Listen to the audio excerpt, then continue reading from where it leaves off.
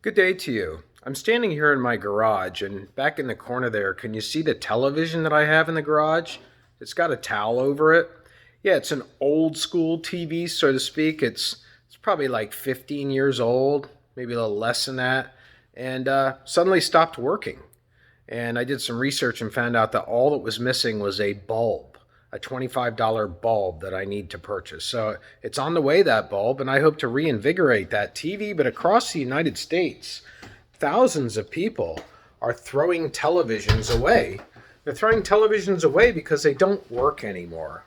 And tons of people have TVs stored in their garage like that. I mean, what an impediment, right? It's in the way. When I get out of my vehicle in the garage and walk past that TV, it's in the way. Television is actually disrupting the flow in the garage. And now here I am in my attic, and yet here's another TV that I've come to in another room. And okay, this may not be everybody's circumstance, but it does describe a lot of people, right? Television is very important to our lives. It's so important that we allow it to disrupt our patterns of movement in our house. And in fact, most people have a television in their living room or family room that is the focal point, which is to say that all the other furniture gets arranged after the TV gets placed. Even if it means that you're putting couches in front of windows, which you would otherwise be looking out of, to take in nature, the weather, or whatever. And so television is a major focal point in our lives. And that's what we're taking on today. We're taking on chapter 8 or chapter 9? Taking on television today. And we're going to start with some comments about how Neil Postman, a scholar who was working not too far from here at New York University, Neil Postman, he says that by its very nature, television turns everything into entertainment. Turns everything into entertainment. I mean, think about that. It's the idea that television can take serious news, like the protests that are going on, the storming of Washington yesterday, and somehow when you're watching it, you start to focus on people's hairstyles. You start to focus on their body movements. You start to focus on the comedy side of things. Not that there could be anything that was funny about what happened yesterday, but television has something that's innate about it, something that is just part of what it is as a mass medium that makes it about entertainment. So we're going to take on this entertainment medium today. We're going to start with the invention of television. The invention of television are two people competing for the bragging rights about who invented television. The first person was a young man by the name of Philo Farnsworth. Philo is how he spelled his name. He was a farmer in Utah, and at the age of 14, 14, he invented the television. How did it come about? Because he sat on that tractor day after day, planting seeds, going down one row, coming back the other row, going back down another row. And he said to himself, this might be possible as a technique to project a moving image on the screen. It's possible that we can use lines to project a moving image. And that's really the basis of television. It's a series of lines on a screen, and behind the screen is a projector that's changing those lines. So Philo Farnsworth is the first person to invent the idea of television in 1927, just this century. Again, the inventions are coming fast and furious now. So 1927, Philo Farnsworth invents the television. But at the same time, a Russian immigrant, also in the United States, by the name of Vladimir Zworykin, very difficult spelling on his name, I'll let you look it up in the book, Vladimir Zworykin, he had a PhD in engineering, and he also was working on an invention that he called television. And he did file a patent with RCA. Remember, that's that company that controlled the patents after World War II, Radio Corporation of America. But it expired, his patent, right before World War II. And so Zworykin's patent was not awarded, but Zworykin was awarded the patent. So today we think of did I mix it up? So Zworykin's patent was not approved, but Farnsworth's patent was approved. And Farnsworth is therefore credited as being the inventor of television. And by the way, Philo Farnsworth, just like Joseph Pulitzer and his yellow journalism, Philo Farnsworth would come to regret the invention of television. He thought that people were wasting their lives with television. Think about it. I'm sure that you know somebody, this could be applied to video gaming as well, is they're just locked into TV. They just can't get up and do what they're supposed to be doing, whether it's housework, whether it's taking care of themselves, whether it's doing their homework, and they're in a declined position, right? They're laying down. And they're reaching over and eating things that are not healthy for them, like chips and drinking soda or chicken wings. And so television brings into the household a way of spending your life, which is not necessarily healthy. Let's talk about the beginning of broadcasting for television now. And I have links for all of these things today. You can look at Philo Farnsworth's invention. You could look at Vladimir Zworykin's invention in the links that I've sent you on email. We're going to talk about the beginning of broadcasting now. In 1939, the beginning of television broadcasting, I should say, 1939 is when we have NBC, the National Broadcasting Corporation, which used to be a radio company. Now it's gone over into television. NBC is covering the World's Fair. We don't have World's Fairs anymore, but that used to be an annual event somewhere in some city across the world to showcase new technological inventions. And so 1939 is when we see the first TV broadcast. And just like with radio, when World War II came, America's involvement in the war shaped the development of television as a technology. Actually, most of the manufacturing of television sets was halted in the war. It was stopped so that those factories could turn their efforts towards producing war products and war goods and military and weapons. And so most TV stations went off the air. And actually the FCC, the Federal Communications Commission, actually froze the application for licenses from 1948 to 1952. That's a long period of time there. It's 4 years where no television stations could become established with a license. And that's because, again, the government didn't want the technology falling into the hands of the enemy. Initially, restaurateurs didn't like television. They lobbied against television in Congress because they believed that people would leave restaurants and go home to watch TV, that they would leave those restaurants when they would have otherwise stayed and paid more money for drinks, desserts, etc.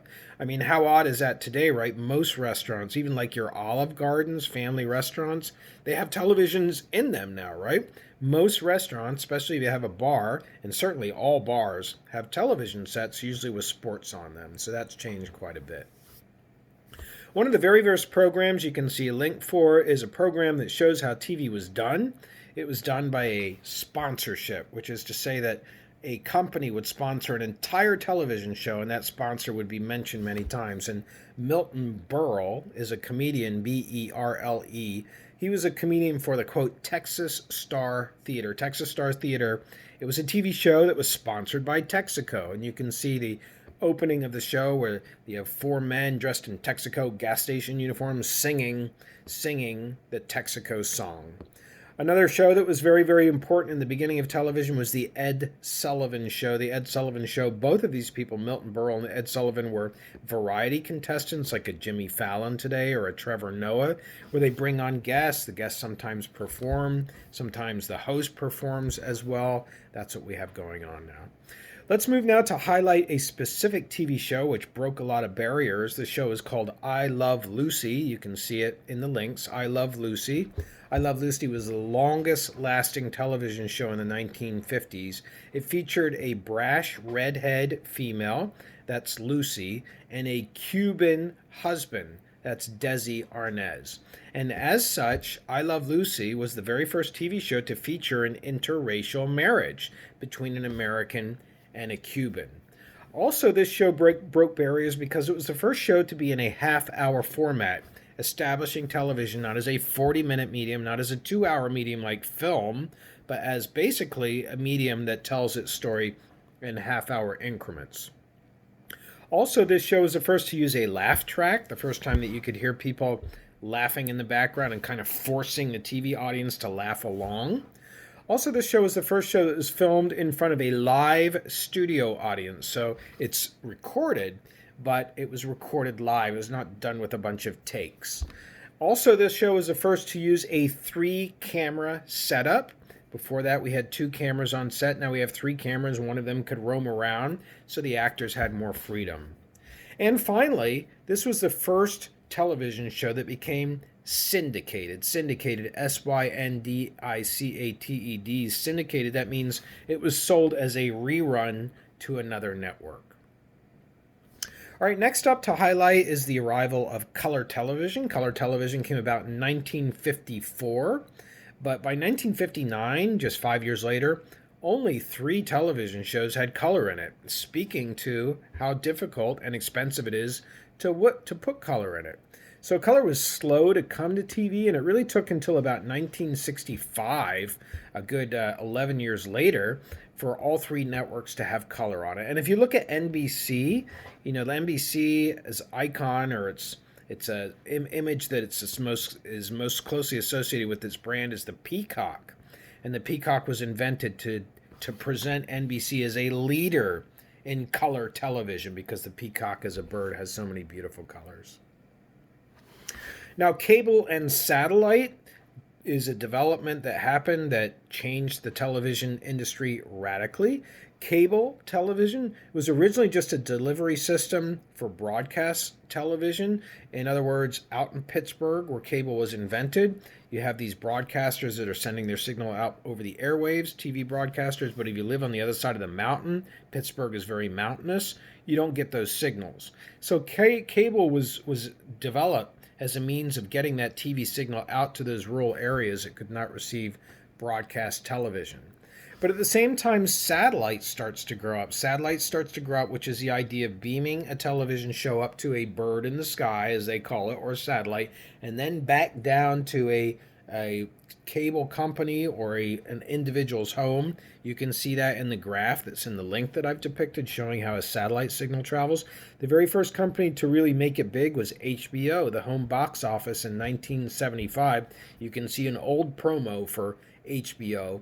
And it was the first channel to provide satellite programming, but satellite and cable merged together, because a satellite provider will send a show up to a satellite bird in the sky, and then the signal comes back down to a cable station like Blue Ridge Communication or Service Electric or Comcast, and then the cable company distributes that television program through cable. So satellite and cable work together. And Ted Turner is a person that we talked about a while ago in this class. He was talked about as the founder of CNN when we discussed media as business. We're going to mention him again here too, because at the age of 24, right, not too much older than you, he inherited a billboard company from his dad in Atlanta, Georgia, and then he bought Channel 17, which at that time was a low-power broadcaster, was broadcasting just to the Atlanta community. But he realized that he could take that TV station as his source of programming, and using cable, he could send out the programming to everybody in the nation, ostensibly. And so he started this plan of developing CNN, the cable news network, and it's going to use programming in part from Channel 17 in Atlanta. And in fact, that station today is still on your cable lineup. If you have the average cable lineup, it's WTBS. WTBS is the original Channel 17. It became a super station, they called it, because it wasn't just broadcasting to Atlanta, it was broadcasting to the entire world if you have cable. And also, as part of his strategy, he bought 2 sports teams, Ted Turner did. He bought the Atlanta Braves and he bought the Atlanta Hawks, the basketball team. And he broadcast their programming on WTBS. And so CNN, WTBS, is all part of this empire that he built up, which later included buying the MGM movie library and the Hanna-Barbera cartoon library, including the Flintstones and the Jetsons and Scooby-Doo. So this is how cable started to develop. And because of Ted Turner, you have other cable channels that are developed as well in this similar idea. CNN just saying, we're not going to be everything. We're just going to be news, only for people who want to watch news. That's what we're going to do. Other channels say, we're just going to do golf. Others say, we're just going to do weather. Others say, we're just going to do female-oriented programming, like the Lifetime network. So this is how cable has grown up. It's grown up as a very niche-oriented, specialized kind of programming. And today, in addition to cable channels, we also have pay-per-view, and we also have audio services, which is to say music that you can buy from cable companies. You can also buy the internet from cable companies. I get my internet from my cable company, and burglar alarms or security systems. All right, let's go on now to talk about digital television. Digital television changed the face of television. In 2009, analog television, or what you might think of as vinyl on records, that was shut off, and all television stations and broadcasters were required to become digital. So when you combine that with HDTV, which is high definition, widescreen format, the envelope aspect ratio to a television set, now we have a fundamental transformation of television into a medium that can be streamed, and a medium that also is going to have a kind of detail that wasn't possible before, where you can actually see the wrinkles on a person's face. The very first digital broadcast was the launch of the Discovery Space Shuttle in 1998. You can see that in the link that I provided. So television, in other words, is going through some changes, which we want to highlight is basically going from broadcasting to narrowcasting. It's basically taking the idea that television should appeal to as many people as possible because we're sending it over the airwaves and it's free. So all ages, all genders, everything. It's basically changing from that, which is broadcasting, which, by the way, is a farming term, broadcasting. Broadcasting is taken from the farm. It's taken from the fields, where when you plant seeds, you don't plant one individual seed at a time. You scatter them. You broadcast them. It's a farming term. But TV is moving from broadcasting to narrowcasting. Narrowcasting is the idea of, like format radio, of just going to a niche audience, going to just golfers, to just people who are interested in the weather.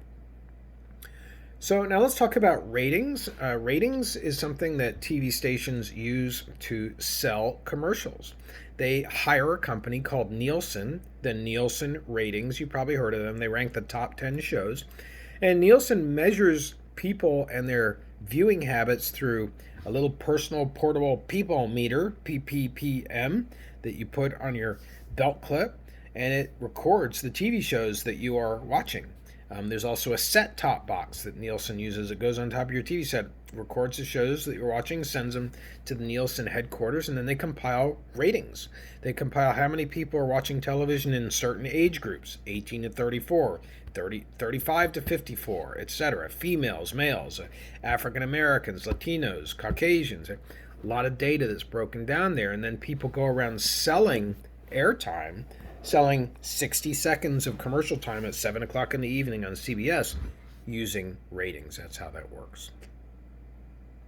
Let's talk about the Fox network now. The Fox network made some inroads in television, made some changes to the television industry. Fox, you may recall, is owned by Rupert Murdoch.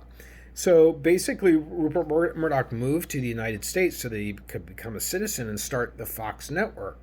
And prior to that, there were three big networks. If you wanted to watch television in the 1970s, you really only had four choices. You could watch the three big networks, ABC, CBS, and NBC, or you could watch the public network, which is PBS, Public Broadcasting Corporation. Fox changed that. It came to town and opened up Fox TV stations, became a fourth network. Now let's move on to talk about educational broadcasting. Educational broadcasting, which I gave a brief mention of, was established by an act of Congress. Educational television was established by the Public Broadcasting Act, the Public Broadcasting Act of 1967. And that Public Broadcasting Act established PBS, the Public Broadcasting System, which you've watched as a kid if you watched Sesame Street, for example. And also, this Public Broadcasting Act established NPR, the National Public Radio Network, which, among other things, takes a piece of the FM band. It takes from 88 to 92 on the FM band, 92.3, 91.7, etc. Sorry, not 92.3, 91.7, 90.3. They're examples in between 88 and 92. And it says that this part of the FM band can only be for educational radio stations, for non-commercial radio stations. No commercial stations can be in that frequency range, and that's why you have college radio stations like WESS Radio at East Stroudsburg University, which, I don't know if you know this, but it's the MTV Woody Award winning radio station, WESS, That means WESS Radio, our radio station at ESU, was voted by MTV as being the best college radio station in the whole country, not just Pennsylvania, but the whole country. And ever since then, our broadcasting program has been robust. I myself have 2 radio shows when we're not in a pandemic. I have a Rolling Stones hour and I have a talk show. And you, by virtue of being an ESU student, can have your own radio show if you want at WESS Radio. It's a lot of fun. If you're interested, just let me know. All right, let's move on now to diversity in television. This is a theme that we've talked about in earlier portions of the class. TV, like film, like newspapers, like books, has been criticized for presenting a distorted reality. The TV shows in general have unrealistic looking people on there. People in general are better looking than the average person, so to speak, are in better shape. They don't seem to work full-time in jobs, especially people on sitcoms. They fix problems in just a half an hour. In a TV show that's a half an hour long, there's a problem presented at the beginning, and it's all solved by the end of the show. So people are not really realistic. That's the first criticism of diversity in television. Secondly, there's been a lot of whitewashing that's gone on. That means white people playing people who would otherwise be in an ethnic minority. One of the earliest examples is David Carradine. David Carradine played a Chinese karate expert named Kung Fu on a television show in the 70s, Kung Fu. Right now, that show that's going to Cobra Kai, I guess you could say, is a kind of reinvention of this idea. He was white, and they costumed him up to look like a person who was Chinese. And today, TV shows are still criticized because ethnicities are not represented accurately. You do have more ethnic diversity in television shows, but the characters don't tend to be as stable in terms of relationships. They don't tend to be the decision makers in households. They don't tend to be people who are portrayed in positive lights overall. For years and years, African Americans portrayed all the time as criminals on Cops until that show was finally taken off of the air. Now let's talk about Univision, and Spanish language broadcasting. We haven't highlighted Hispanic culture that much in this class so far. We're going to do that right here. Latinos are also underrepresented, and Spanish-speaking people in general on television. But there have been some changes. 2 television networks are present and growing in the United States. We've got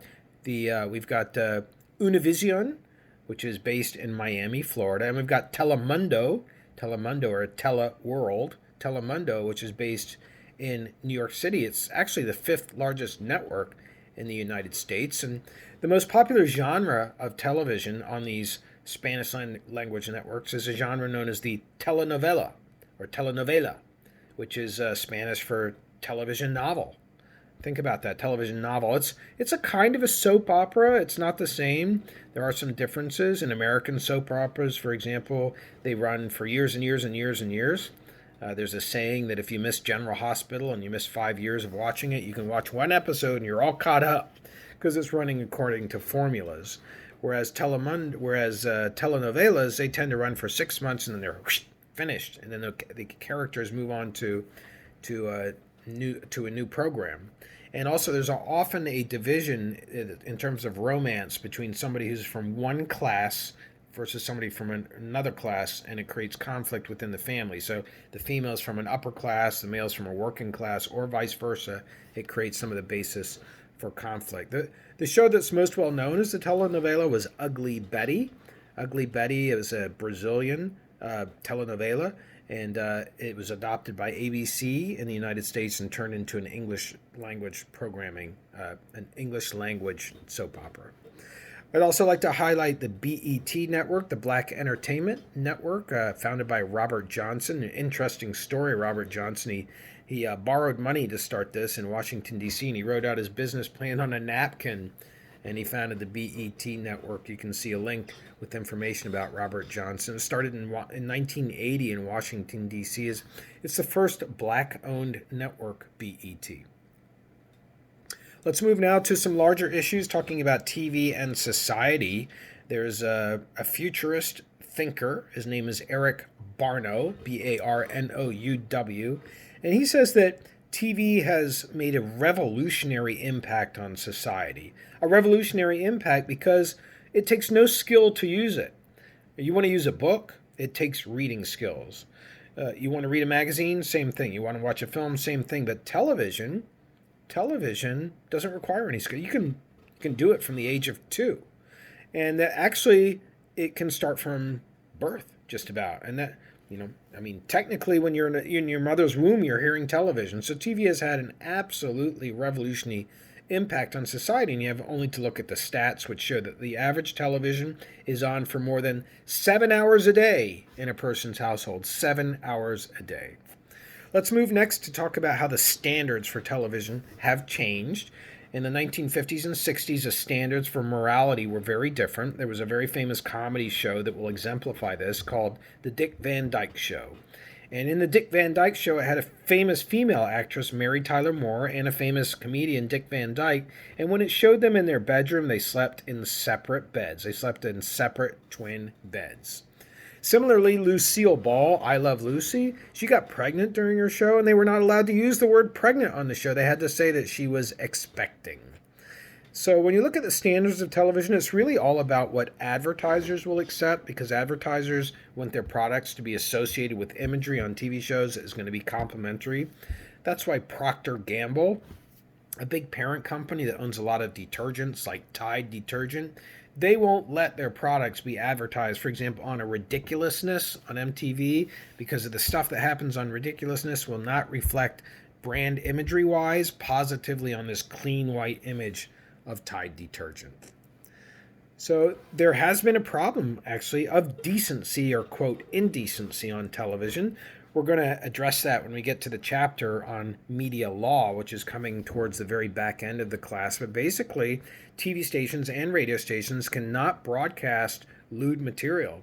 You say the word fuck on television or on radio, you're liable for a $300 and something thousand fine from the FCC. And yet, you pull up to a gas station, you can hear people talking like that every single day. There have been some changes. Just yesterday on CNN, there were a lot of quotes using the word shit was said, and that's something that's very new. But the problem of decency was really raised to a head during the Super Bowl halftime show many years ago with Justin Timberlake and Janet Jackson, where Justin Timberlake exposed her breast, and all of those CBS TV stations were fined as a result of it. That's still illegal today in the United States. Not in other countries. You go to Britain, you go to France, you watch television in the evening, you're almost always going to see naked people because the naked person has been weaved into the plot of the show. If you show two people living in a house, they eventually do take a shower, right? And so it will show that as a very kind of normal scene on